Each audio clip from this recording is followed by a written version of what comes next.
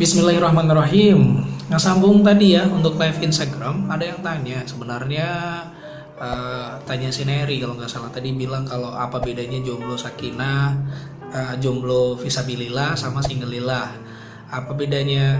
Gampangnya ini yang paling sering saya dapat pertanyaan adalah apa bedanya jomblo sama single gitu. Karena tidak sedikit dari teman-teman kita, orang-orang di sekitar kita yang nggak seneng, nggak demen dipanggil jomblo, entah dengan alasan apa gitu ya. Padahal secara konteks maknanya simple dan sama. Single, jomblo, bujang, lajang sama.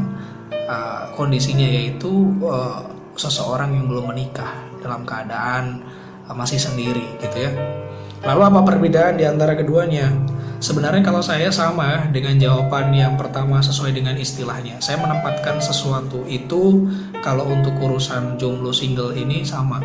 Ngapain kita repot-repot menglabeli sesuatu yang sebenarnya sama secara konteks, secara rasa, secara kondisinya, statusnya sama, tapi kita repot-repot untuk membuat label atau istilah yang nantinya akan membuat kita jadi banyak pikiran. Malah jadinya dengan pelabelan ini takutnya adalah kita belok niat bahwa kita merasa diri kita jauh lebih baik ketika terlabeli dengan nama yang mungkin buat kita diada-adakan atau dibikin-bikin jauh lebih baik. Jadi beda dong antara single sama jomblo. Kalau jomblo itu adalah sebuah ketetapan gitu ya, sebuah nasib gitu. Kalau single adalah pilihan, ada wilayah yang kita jauh lebih baik daripada single, daripada jomblo. Jatuhnya di sini adalah kita nggak sadar kita belok ya, takutnya demikian. Dengan kita mengaminkan tidak terasa alam bawah sadar kita mengiyakan bahwa diri kita yang single ini jauh lebih baik daripada yang jomblo, maka kita terjebak dalam jebakan kesombongan yang dipunya oleh syaitan.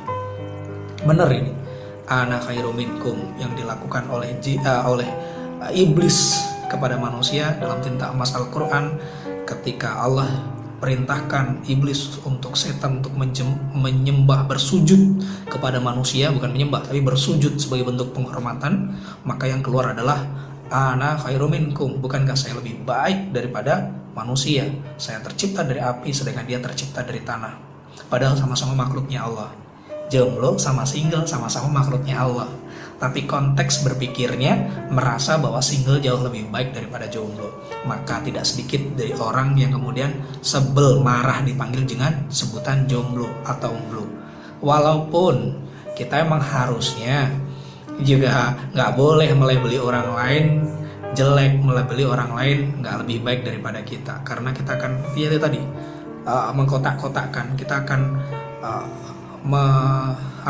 mengklaster-klasterkan diri kita jadi orang yang lebih baik secara versi dan nilainya, padahal sama di mata Allah. Yang membedakan antara kita dengan yang lainnya adalah kedudukan kita di mata Allah adalah tingkat ketakwaan kita, kecintaan kita terhadap Allah yang senantiasa kita jaga, kita kondisikan supaya tetap cinta sama Allah. Kadang kita memang dalam kondisi lupa, dalam kondisi hilaf, dalam kondisi tidak sempurna, tetapi ketika kita diingatkan dalam kebaikan maka kita balik lagi. Yuk dari sini jangan pernah merasa jauh lebih baik daripada orang lain hanya gara-gara sebutan atau label atau nama dan istilah.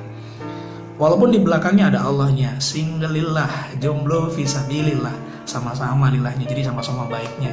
Bukan jelek semuanya, jadi yang singlelillah jelek, yang single jelek, yang jomblo sama aja sama jelek. Enggak, sama-sama baiknya, bukan sama-sama jeleknya. Jadi kita menempatkan sesuatu sama baiknya, toh kondisinya tidak membuat mudarat yang berlebihan kan ya.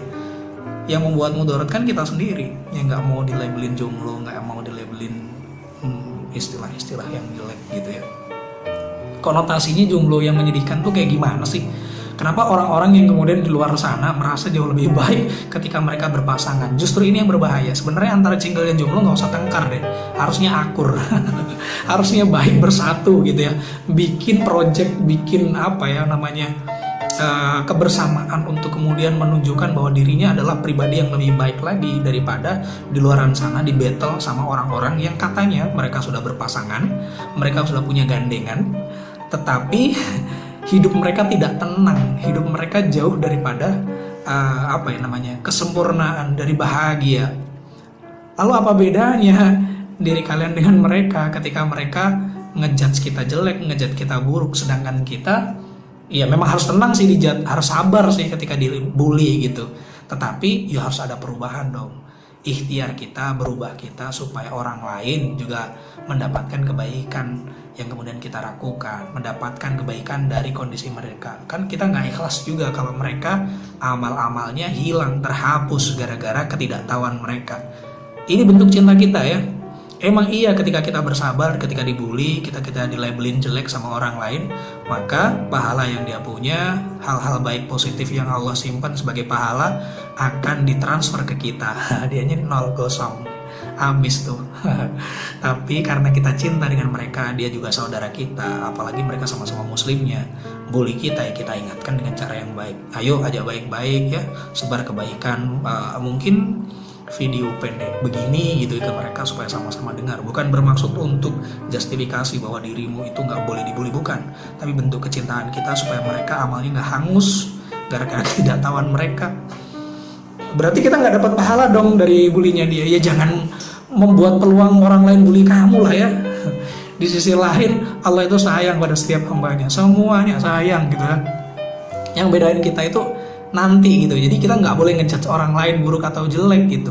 Apa yang dibanggakan dari kesombongan sudah berpasangan, sudah menikah, jika tujuannya adalah merasa jauh lebih baik dengan berpasangan itu, menyempurnakan separuh agama alasannya. Hayuk menyempurnakan separuh agama, hayuk menikah.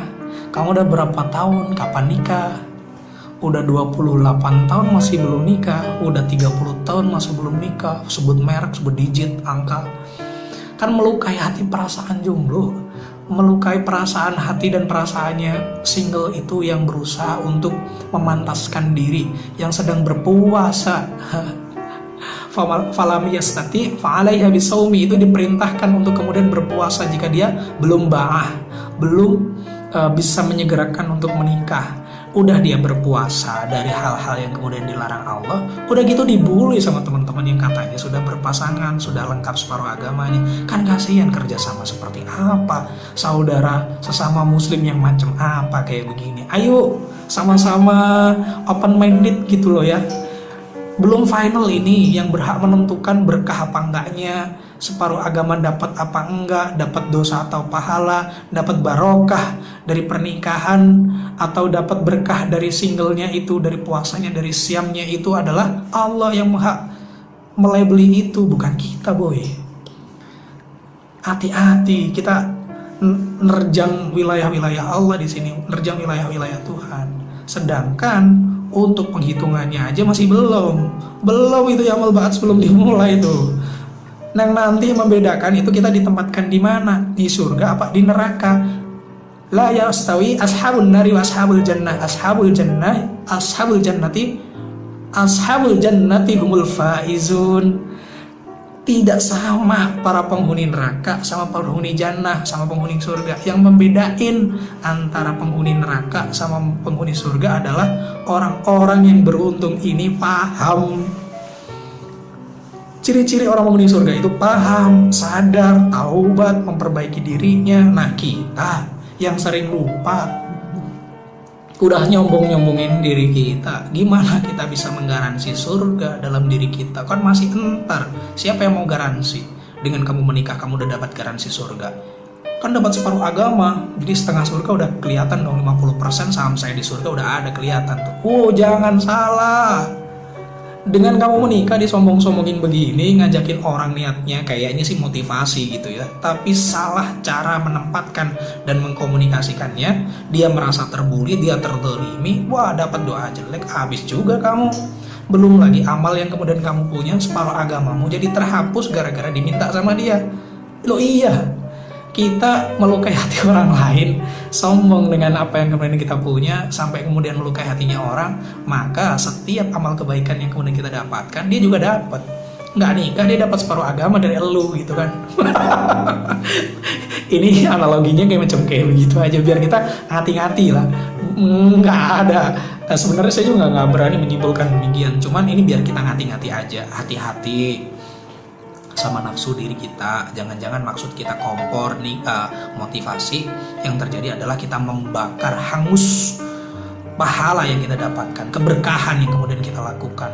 Dengan susah payah kita menyempurnakan separuh agama kita, ternyata jatuhnya sepele hanya gara-gara kita nggak bisa ngontrol lisan kita, menyombongkan status pernikahan kita. Nah, Allah alam, semoga ini juga jadi akan hikmah untuk kita semuanya, baik yang kemudian dibully maupun yang membuli, sama-sama memahami bahwa Allah akan jadi penolong dari setiap lupa atau bodohnya kita, karena ketidakmampuan kita untuk memahami maksud Allah ini. Demikian ya, jadi biar nggak chaos lagi kalau misalnya kita dihimpit dengan permasalahan-permasalahan. Jadi nggak ada bedanya. Yang membedakan cuma itu, kedudukan di sisi Allah adalah ketakwaannya. Nah, bagi teman-teman yang merasa minder dengan kondisinya, jangan minder lagi, percaya diri, percaya bahwa Allah dekat sama kita, bersabar dengan keadaannya, berpuasa dalam kebaikan, dan yang terakhir adalah berusaha untuk memantaskan diri, mengambil alih ketidakpercayaan diri dengan kebaikan-kebaikan yang Allah punya. Allah alam bisawab.